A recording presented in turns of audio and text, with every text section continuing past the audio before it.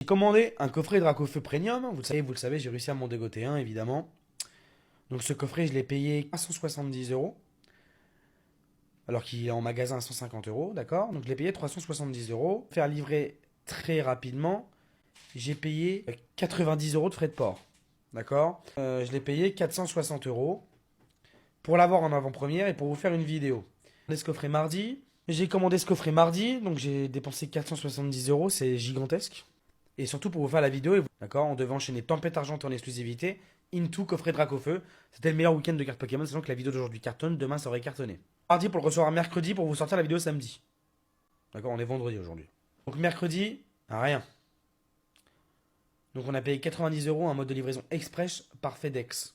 D'accord? Donc évidemment j'ai un numéro de suivi, j'ai du tracking. Le colis est arrivé dans ma ville que jeudi. D'accord? Jeudi à 6 heures du matin. Il y a marqué qu'il était en cours de livraison à partir de 9 heures du matin. Donc il y a marqué clairement, d'accord, j'ai tout le numéro de suivi.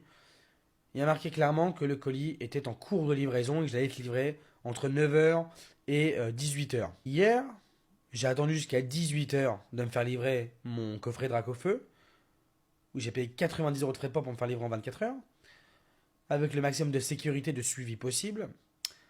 Et le colis n'est jamais arrivé. À partir de 18 heures, je suis parti de chez moi pour aller vous chercher la display Tempête Argentée. Je me dis, bon, c'est pas grave, je vais me faire livrer aujourd'hui. Du matin, je me lève et je me donne le maximum pour avoir tous les items possibles. Vendredi, aujourd'hui, livraison entre 9 heures et 18 heures.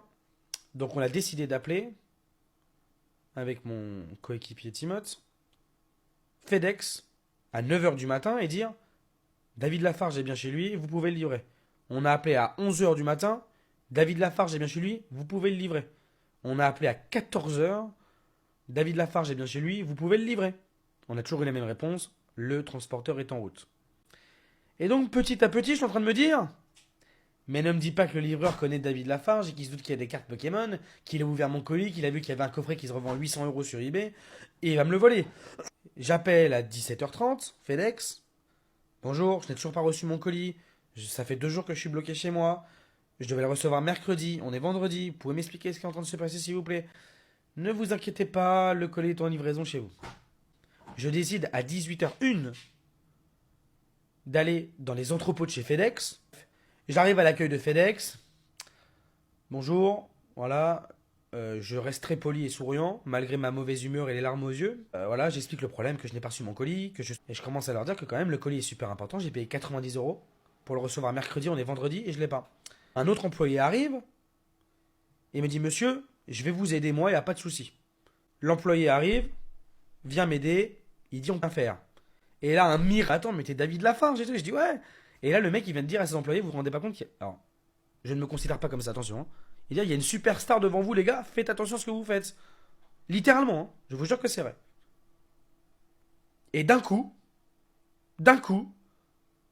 il a dit 2 millions d'abonnés YouTube. Le mec a parlé à ses coéquipiers. Ils se sont tous activés pour retrouver mon colis. Pas de chance pour le livreur qui essaie de me voler mon colis, qui a réussi d'ailleurs, hein, parce qu'au final, il a réussi à me le voler, je vous raconte l'histoire. Comme par hasard, colis livré chez vous à l'instant. Il a vraiment pas de chance le livreur puisque je suis chez FedEx et que pour me faire livrer, il faut une signature de la personne qui reçoit le colis. Et là, FedEx, les yeux comme ça, ils disent ah, effectivement, on est tous témoins, il y a un gros problème. Commande livrée avec succès. Le mec, quoi, chez FedEx, il commence à paniquer. Déposer le colis en point relais. Donc déjà, ce qu'il a dit à FedEx et ce qui a marqué dans son numéro de suivi n'était pas bon.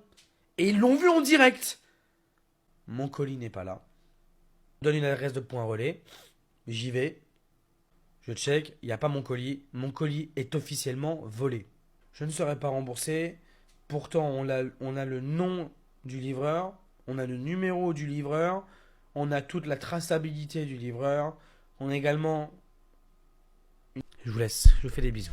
Allez, bisous le chat. Et merci de m'avoir écouté.